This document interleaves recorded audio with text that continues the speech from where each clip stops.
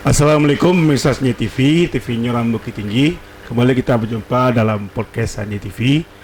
Pada kesempatan kali ini kita bertemu dengan Ibu Zulwida Ramaeni, Komisioner Divisi Perencanaan Data dan Pemilih dan Informasi KPU Kota Bukit Tinggi.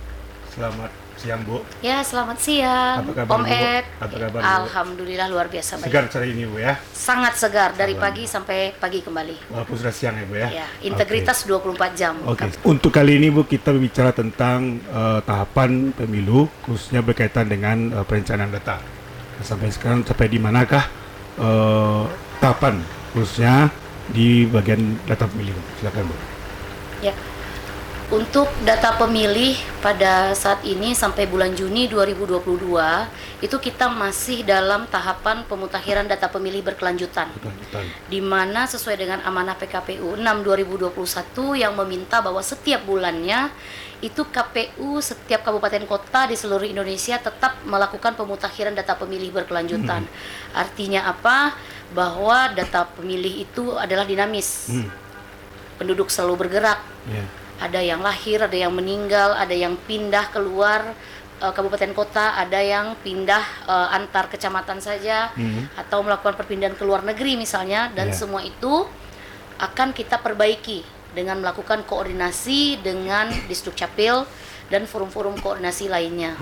Nah, seperti itu TNI dan Polri. Nah, misalnya ada yang purna tugas, ada yang pensiun atau ada yang meninggal dunia, maka TNI dan Polri juga memberikan tanggapan dan masukan kepada kita.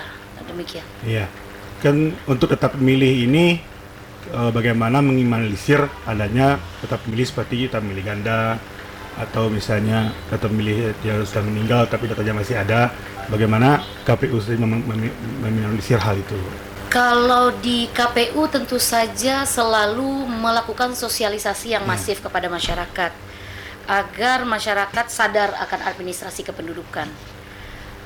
Sepanjang masyarakat itu mengurus administrasi kependudukannya, misalnya melakukan perpindahan, kemudian mengganti administrasi kependudukannya, dalam hal ini kita sebut dengan KK dan KTP, kemudian meninggal dunia dilaporkan ke Disdukcapil dan mengurus akta kematian.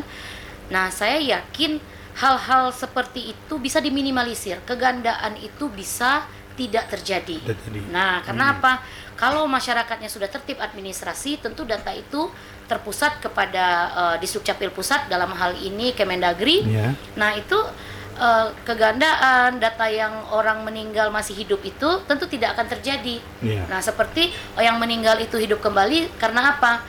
Secara realnya dia sudah meninggal dunia, namun dia tidak melaporkan ke Disdukcapil dan mengurus akta kematian, tentu di Disdukcapil masih hidup. Masih ada namanya ya? Nah, masih ada namanya, seperti itu. Nah, untuk di Bukit Tinggi sendiri, prosesnya seperti mana, Bu? Proses yang sudah dilakukan khususnya di Bukit Tinggi sendiri. Untuk di Bukit Tinggi sendiri, kami setiap bulan selalu melakukan rapat pleno untuk penetapan berita acara pemutakhiran data pemilih berkelanjutan, dan setiap 3 bulan kami rutin mengundang forum koordinasi untuk menyampaikan perkembangan data pemilih. Alhamdulillah untuk bulan Juni kemarin itu kita sudah rapat koordinasi triwulan kedua. Kita laksanakan pada 23 Juni 2022 kemarin di Aula Balai Kota.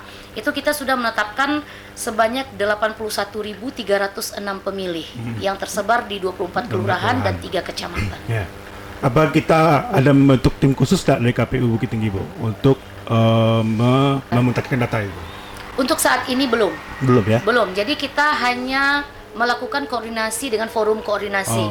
Kita melibatkan Disdukcapil, kemudian TNI, Polri. Kemudian kita menerima tanggapan masyarakat di website KPU Kota Bukit Tinggi. Kita punya form online yang bisa diisi oleh masyarakat. Kalau seandainya dia sudah berumur 17 dan memiliki KTP, dia boleh laporkan ke KPU dan akan kami masukkan sebagai pemilih, dan itu juga ada. Nah, kemudian koordinasi yang lain dengan Pengadilan Agama terkait dengan pemilih yang belum berusia 17 tahun tapi sudah menikah. Nah, kemudian ada juga dengan Pengadilan Negeri, koordinasi pemilih yang ternyata dia kehilangan hak pilih. mungkin. Nah, jadi kita perlu rutin melakukan koordinasi ke pengadilan negeri. Jadi sampai berapa tahun jangka waktunya dia kehilangan hak pilih. Nanti kita pemilu 2024 apakah dia punya hak pilih atau tidak. Nah, karena memang ada masyarakat kita yang bisa kehilangan hak pilih karena tersangkut perkara-perkara pidana begitu. Kemudian juga ke lapas tentu saja, walaupun kita tidak punya lapas, tapi warga kita banyak menyebar di lapas. Gitu, terutama yang di Biaro, ya betul.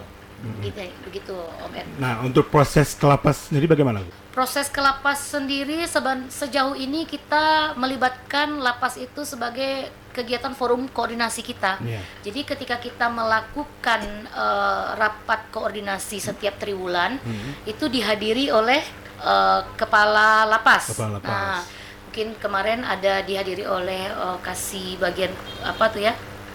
Bagian penduduknya mungkin tuh ya Pak Okri hadir dan kemudian menyatakan kami siap memberikan dukungan untuk KPU jika memang kami dibutuhkan untuk data-data dokumen kependudukan warga Bukit Tinggi yang ada di lapas. Sejauh ini koordinasinya sangat baik. Sangat baik ya. Sangat baik, alhamdulillah. Nah, kemarin kita juga mengikuti rapat koordinasi ya dengan Bawaslu dan beberapa elemen-elemen yang berkaitan nantinya dengan data pemilih. Betul. Nah, sejauh mana sekarang koordinasi antara KPU dengan Bawaslu sendiri, khususnya di tahapan daftar pemilih berkelanjutan ini? Nah, untuk Bawaslu sendiri, karena memang Bawaslu ini adalah sesama penyelenggara dengan kami ya, yang Bawaslu sendiri juga memberikan kontribusi terhadap kualitas data kami. Bawaslu memiliki program sendiri, tentu saja yang dirancang secara hierarkis dari Bawaslu RI, bahwa mereka sudah melakukan inovasi-inovasi seperti turun ke lapangan hingga ke jenjang akar rumput ya, pergi ke RT, RW, ke kelurahan untuk ibaratnya jemput bola, ada surat keterangan kematian di tingkat kelurahan, kemudian juga ada uji petik yang mereka lakukan, dan sejauh ini masukan-masukan dari Bawaslu tentu akan kita tindak lanjuti sepanjang elemen datanya itu lengkap. Cukup. Jadi ada beberapa waktu yang lalu Bawaslu memberikan masukan, namun ternyata elemen datanya tidak lengkap, kemudian kita sandingkan ke Capil, apakah Capil tahu ini warga kita atau tidak, supaya bisa dilengkapi administrasi kependudukannya. Ternyata kalau Capil mengatakan tidak bisa, tentu saja kita tidak bisa mengeksekusi. Karena di KPU sendiri kami bekerja dengan sistem. Kami punya SIDALIH, Sistem Informasi Data Pemilih. Ya, adalah sebuah sistem informasi yang bekerja untuk menghimpun dan menyimpan data pemilih. Jadi ada standar minimal data yang dimiliki di dalam sana. Memuat nama, NIK, NKK, tempat tanggal lahir, alamat, jenis kelamin, bahkan status KTP pun ada. Nah, seperti itu. Jadi sesuai amanah PKPU 6, sepanjang pemilihnya belum memiliki KTP walaupun sudah berusia 17 tahun dan punya hak pilih, karena belum memiliki KTP belum bisa kita masukkan sebagai pemilih. Jadi mungkin dalam kegiatan podcast ini kita menghimbau juga ya untuk masyarakat yang belum memiliki KTP agar segera mengurus KTP-nya jika sudah berusia 17 tahun. Nah, begitu. Nah, untuk koordinasi dengan pihak aparat hukum sendiri bagaimana? Bagaimana bentuk koordinasi kita? Koordinasi dengan TNI Polri, kita memang tidak putus-putusnya melakukan audiensi dengan TNI Polri. Karena bukan hanya kita butuhkan pada hari pemilu saja, keamanan dan stabilitas politik itu sangat penting, tentu didukung dan disokong oleh bapak-bapak kita dari TNI Polri. Dan untuk data pemilih ini sendiri memang setiap bulan TNI Polri memberikan masukan kepada kita. Karena memang ada setiap bulannya anggotanya yang pindah. Bahkan kita sebentar lagi udah datang ya Kapolres baru, Ibu Kapolres Tinggi yang baru ya. Nah gitu, jadi ada perpindahan warga, kemudian purna tugas TNI Polri, kemudian ada yang meninggal dunia, begitu. Atau sebaliknya ada yang, ini kan yang hak pilihnya sudah boleh masuk nih, karena TNI Polri kan tidak ada hak pilih. Nah kalau dia sudah purna tugas, berarti kan hak pilihnya sudah biasa kembali, karena udah jadi masyarakat biasa, udah sipil kembali. Bahkan ada tuh TNI Polri ini yang memang sudah tua, udah pensiun, terus ternyata baru pengalamannya sekali itu menjadi pemilih, Om Ed. Ada juga begitu, iya. Saya ketemu itu di lapangan, Bu, saya baru pertama nih ikut pemilu. Nah, karena memang waktu itu beliau tamat SMA, waktu itu belum masanya pemilu, dan ternyata sudah jadi TNI Polri dan kehilangan hak pilih karena TNI Polri memang tidak punya hak pilih. Nah, itu TNI Polri-nya selalu mengabari kita setiap bulan untuk perubahan-perubahan data tersebut, dan juga untuk pemilih yang lolos menjadi TNI Polri, dikirimkan juga data kepada kita. iya. Nah, bahwa Dia masyarakat sudah lolos jadi ini, calon Polri gitu iya, bahwa tidak bisa lagi ikut pemilu 2024, harus kita coret karena menjadi TNI dan Polri. Ya, artinya di data pemilihnya dia otomatis kita coret gitu ya. Kita coret, sudah memenuhi syarat kalau memang sudah dilaporkan. Nah, apakah ada pendidikan pemilih nggak? Misalnya dia sudah pensiun jadi TNI Polri, Ya. ada semacam pendidikan pemilih nggak untuk mereka itu? Untuk pensiunan itu? Ada. Kalau himbauan tersebut memang kita sampaikan kepada Bapak Kapolres atau sekarang mungkin Ibu Kapolres nanti supaya kepada aparatnya di bawah segera melakukan perubahan status pekerjaan di KTP. Kalau nggak diubah tentu saja nanti di lapangan kita susah ketemunya. Kalau masih TNI Polri tentu dicoret oleh petugas nanti di lapangan. Nah, harus diubah KTP-nya agar sesuai. Ini kalau memang udah ada hak pilihnya, berarti status di KTP-nya tidak boleh lagi tertulis TNI dan Polri. Nah, harus disipilkan lah. Iya, harus disipilkan. Pensiunan. Nah, begitu. Ya. Kalau sudah pensiun TNI Polri di KTP-nya, berarti otomatis dia sudah bisa ya? Iya. Oh, gitu. Kalaupun misalnya nanti tidak masuk, nanti kan 14 Oktober 2022 kita sudah masuk tahapan data pemilih nih. Nah, nanti petugas kita nanti akan ke lapangan dan di bawah nanti bisa ditemukan. Gitu. Bisa dimasukkan datanya sebagai pemilih baru. Mereka masuk dalam kategori pemilih baru itu, Om. Begitu.